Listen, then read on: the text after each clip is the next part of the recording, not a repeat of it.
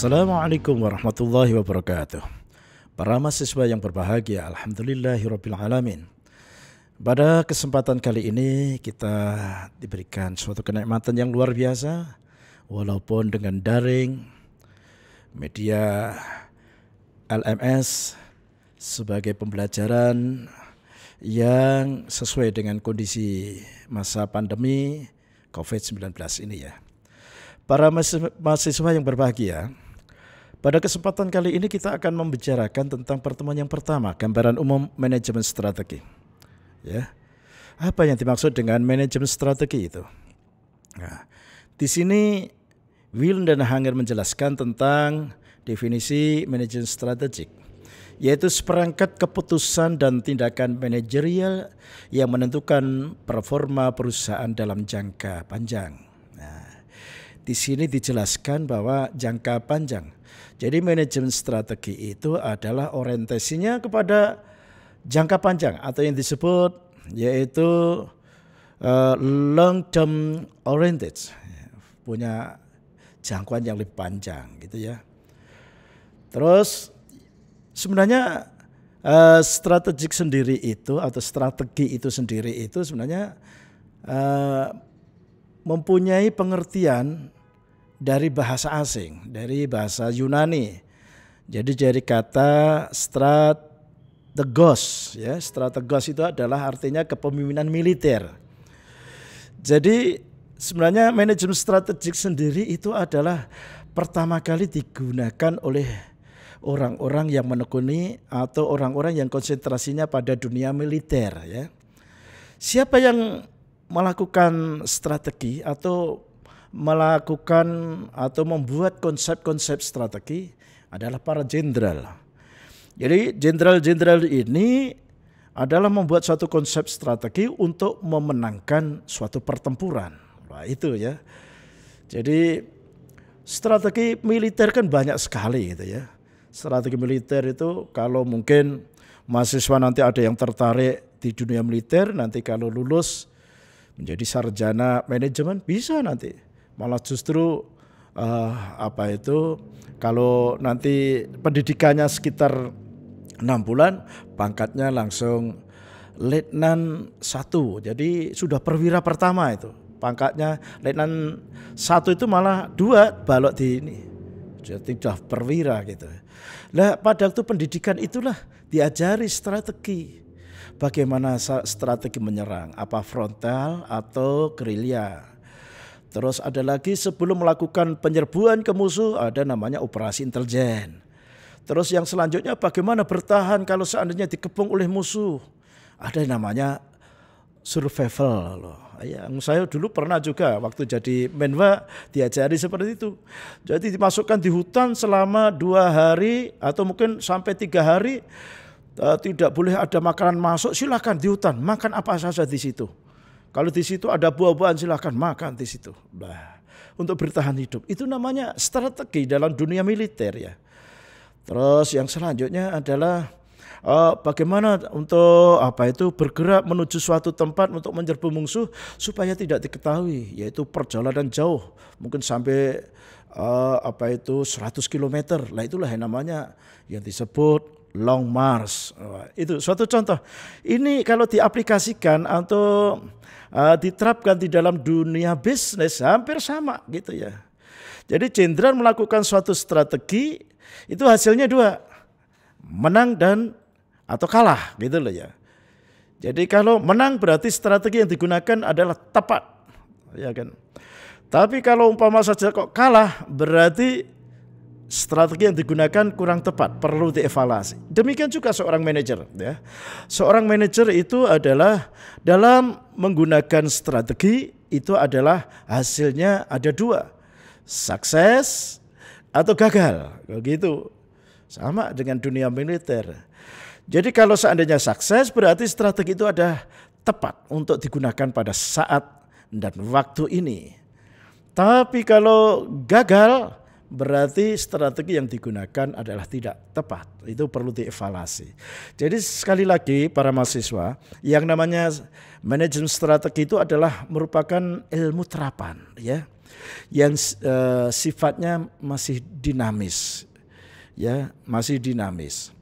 Makanya dalam hal ini nanti perkembangan berikutnya manajemen strategi itu bisa dikembangkan menjadi manajemen strategi pemasaran, ada manajemen strategi desain produk, ada manajemen strategi yaitu Human Resources Development atau yang namanya SDM dan lain sebagainya. Ini adalah merupakan suatu pengembangan dari manajemen strategi itu sendiri. Oke, sekarang apa sih perbedaannya antara strategi dengan taktik gitu ya? Nah, ini kita membahas dulu tentang pengertian atau gambaran umum dulu. Jadi kalau tadi disebutkan bahwa strategi itu adalah orientasinya jangka panjang, long term oriented. Tapi kalau taktik itu adalah orientasinya jangka pendek atau yang disebut short term oriented. Nah, suatu contoh begini, mahasiswa bisa mendefinisikan ya. Nah, kalau sudah saya berikan suatu ilustrasi, saya kira Anda bisa mendefinisikan. Begini, suatu saat mahasiswa sebelum masuk ke STE, ya kan, itu kan punya obsesi macam-macam. Saya ingin mencari perguruan tinggi yang bonafit dan sebagainya. Membekali diri dengan adanya bimbingan belajar, bimbel, ya kan. Bimbel itu hakikatnya adalah mensiasati untuk mengerjakan soal. Hakikatnya dia nggak tahu yaitu soal, apalagi jawabannya nggak paham.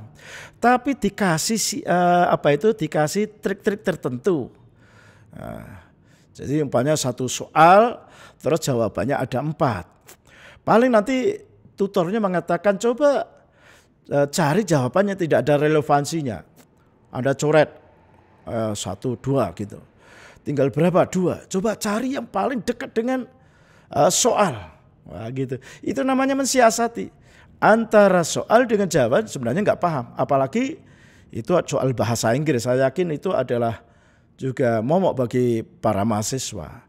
Lah bimbel itu namanya taktik untuk mengerjakan soal. Gitu ya. Taktik. Sifatnya sementara gitu ya. Nah kalau strategi itu adalah mahasiswa yaitu membekali diri dari tahun pertama dia ikut kursus bahasa Inggris. Yang pertama adalah elementary. Nanti yang kedua tahun kedua ikut yaitu intermediate. Nanti tahun ketiga advance.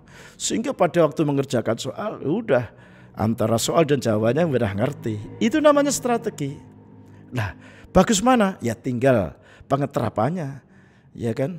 Jadi umpama saja musim pandemi kayak begini ini, bisnis apa yang paling cocok? Katakanlah yaitu bisnis masker umpama saja. Itu saya kira hanya mensiasati, ya kan?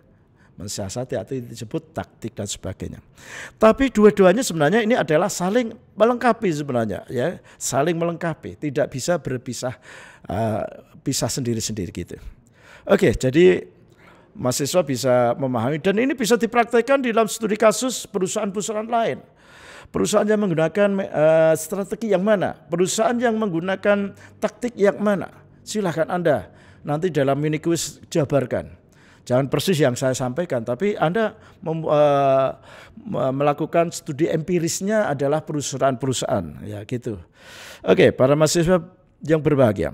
Berikutnya akan saya jelaskan tentang tahap perkembangan perencanaan strategis, yaitu yang pertama adalah perencanaan keuangan dasar. Nah, ini modal dasar harus perlu direncanakan dulu ya, cashnya berapa gitu ya.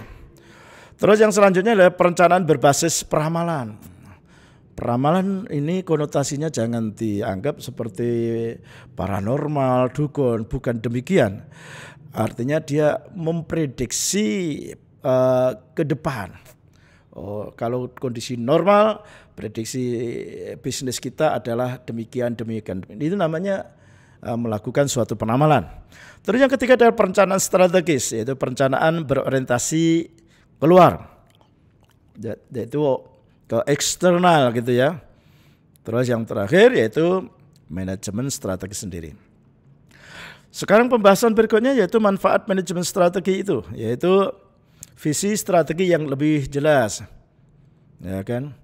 Jadi kalau sudah menggunakan ini terapan yang namanya strategi ini, visi strategi ke depan lebih jelas ya. Tidak kabur, tidak multitafsir gitu ya. Kan banyak orang menafsirkan apa itu visi itu satu dan lain karena tidak masuk kepada substansinya. Undang-undang saja gitu banyak multitafsir kan ya kan.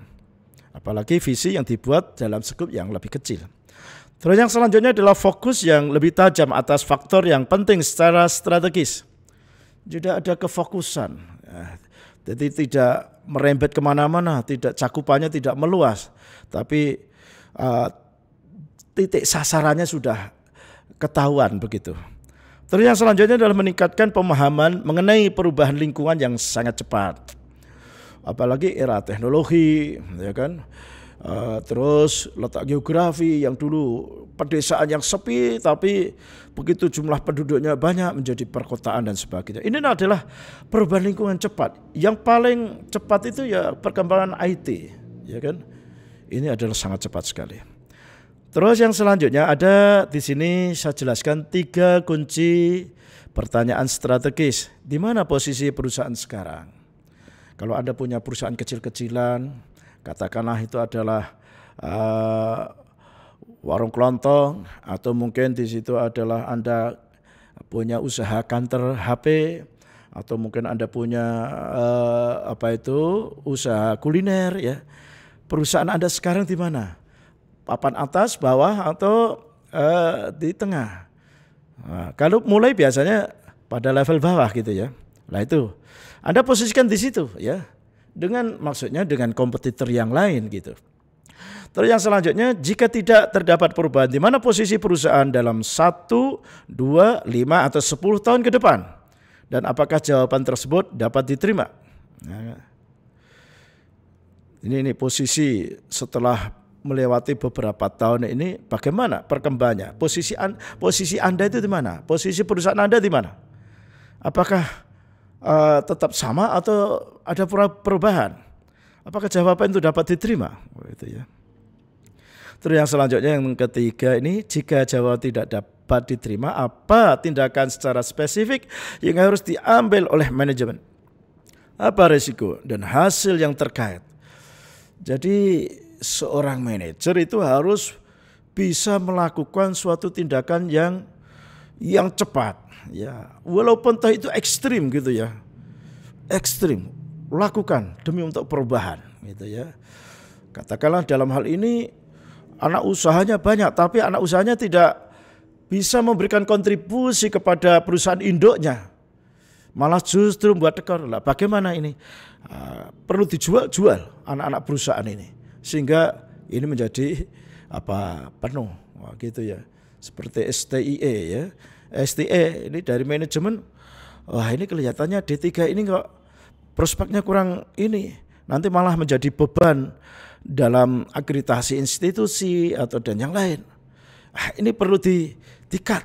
Ini namanya suatu keputusan ekstrim. Nah, ini adalah kunci pertanyaan dalam suatu strategis. Jadi manajer itu adalah harus mempunyai sikap seperti itu. Dalam situasi harus memutuskan, walaupun toh ada pihak-pihak yang kurang senang, itu adalah suatu keputusan yang ekstrim. Terus yang selanjutnya adalah saya jelaskan komposisi manajemen strategi. Ada scanning lingkungan, ya kan? Ada memformulasikan strategi, ada mengimplementasikan strategi, ada evaluasi dan pengendalian. Ini komposisi manajemen strategi ya. Terus di sini ada lingkungan sosial, yaitu terdiri kekuatan-kekuatan umum di lingkungan. Apa di situ? Mungkin ada stakeholder, mungkin ada pelanggan dan sebagainya. Mungkin ada masyarakat biasa dan sebagainya. Ini adalah lingkungan sosial. Tidak bisa dipisahkan perusahaan dengan lingkungan sosial. Ya. Maka ini sangat penting sekali bagi public relation untuk bisa mengkomunikasikan antara perusahaan dengan masyarakat supaya bisa seiring, saling menguntungkan, jauh dari sesuatu hal yang merugikan, ya.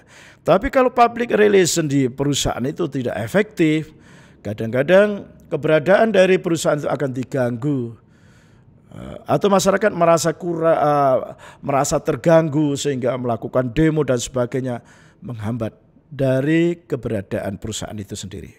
Terus yang selanjutnya, lingkungan tugas atau industri terdiri kelompok dan dalam lingkungan yang secara langsung mempengaruhi atau dipengaruhi oleh operasi perusahaan dan sering disebut industri ini.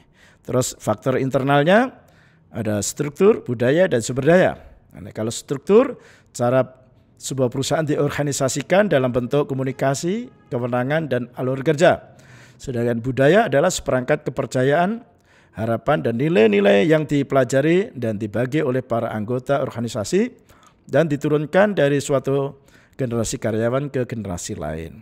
Dan yang selanjutnya, yang terakhir adalah sumber daya, sebuah aset, kompetensi, proses, keahlian, atau pengetahuan yang dikendalikan oleh perusahaan. Jadi sumber daya itu bisa finansial, sumber daya alam, terus ada lagi sumber daya manusia, ya kan?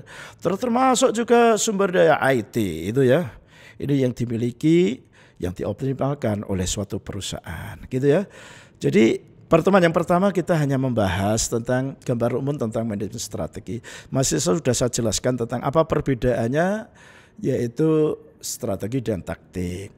Terus asal mula dari strategi sendiri adalah berkembang di dunia militer lah, dikembangkan dalam suatu perusahaan, begitu canggihnya gitu. Oke, saya kira pertemuan yang pertama saya kira mahasiswa sangat responsif sekali dan saya kira tertarik sekali apa yang kami sampaikan gitu ya.